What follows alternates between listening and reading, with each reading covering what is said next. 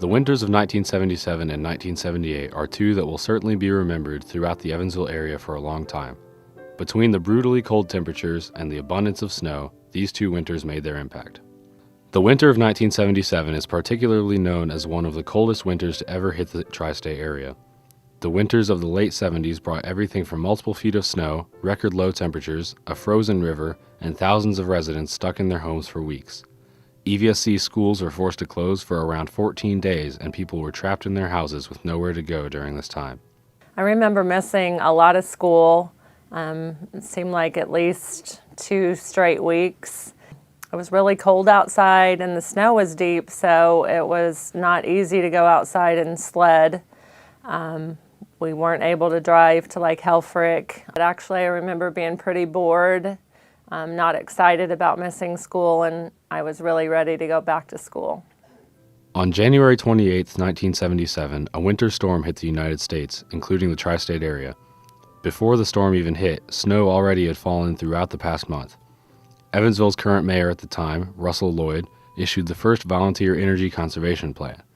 The most unusual weather pattern for both of those winters was the fact that we had a polar jet stream coming down, which was just kicking this, Arctic air into the tri-state. The January of '77, I believe, is one of the 3 coldest, if not the coldest, on record. We had one day where it was 21 degrees below zero. And I think in that month there were only 3 or 4 days where it got above freezing. So any snow that we got stuck around. The winter storm of '77 ended up costing Evansville's city water department $130,000 for wages, extra help, materials, and maintenance on water lines. The city experienced a total cost of about $300,000 to $500,000 in total for all of the snow removal and related costs. Grocery and convenience stores were bombarded and shelves were emptied. The Ohio River was covered in a sheet of ice that was as thick as 8 inches in some spots. On January 17th of 1977, Evansville's Upstage Theater caught fire. Firefighters described the weather conditions as one of the harshest times they ever had to experience. Temperatures were so cold that several fire hoses and hydrants were frozen, making it difficult to get water onto the blazing fire. The air was so cold that the water being sprayed onto the building almost instantly froze on contact, leaving a solid sheet of ice around the Upstage Theater. The particular night that the Upstage Dinner Theater burnt back then, it was exceptional because the wind chill got down to like -40 that night. And consequently, even being on duty and being prepared for it, the fire got out of control and they called in the off-duty people. And I can remember having like 2 sets of long underwear on, plus my regular uniform. They was rotating people in and out from the fire scene across the street to the McCurdy Hotel at that time in the lobby. After a long struggle in the cold, the fire was finally put to a stop after doing over $200,000 worth of damage.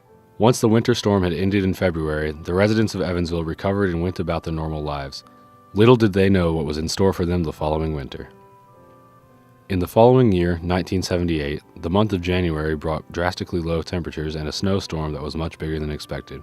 The first couple of weeks of 1978 brought light snowfall, as only 5 inches fell through January 17th.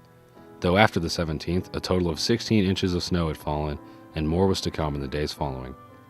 On January 25th, wind gusts reached 51 miles per hour, stirring up snow and causing whiteout conditions. By the end of the day, an additional 4 inches of snow had fallen onto the city of Evansville.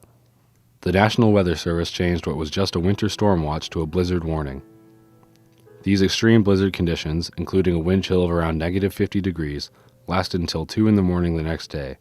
Snow drifts up to 8 feet tall were formed and caused roads and highways to shut down all around the tri-state area. Residents did not feel safe leaving their homes, causing Evansville to stay on halt. President Jimmy Carter issued a national state of emergency. National and local governments, along with citizens, worked together to help those in need. The National Guard was called in for several weeks to help aid the community until the snow was mostly melted. With the help of the National Guard, we were out in Humvee type vehicles.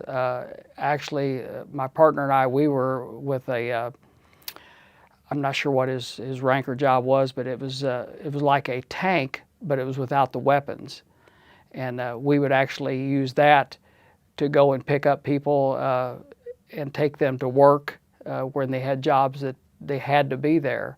And we also were searching the roads for cars that were caught in the drift. And we rescued a number of people that had thought they could easily make it down the street.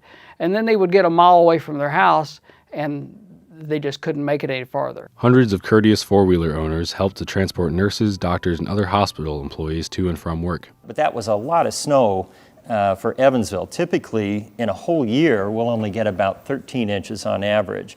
So here you had more than half of the average in a couple of days. And then it stuck around because it was so cold. After the snowfall ended, the firefighters and police officers went back to work, but work was slowed by the remaining snow and ice on the roads. Local residents became tired of the constant and horrendously cold weather and looked to get out of the house for a hot meal. Households were also quickly running out of food and supplies, which forced adults to walk in the snow to provide for their families. Hagedorn's restaurant on Franklin Street was one of the only businesses open at this time. I got there and opened, and my night bartender had left people stay there and sleeping because they couldn't get home, you know. And some people was needing like milk and stuff and that, and I was letting them have my milk and stuff, you know. Of course they paid me for it, but it's because nothing was going to be open, so things that they needed, if I had, we just sold it to them from our business because we was going to be closed the rest of that day anyhow. Kids of Evansville were out of school for more than 2 weeks, and some rural counties were even closed until February.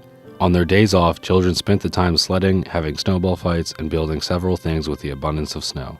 The winters of 1977 and 78 will remain some of the worst winter storms in the United States history.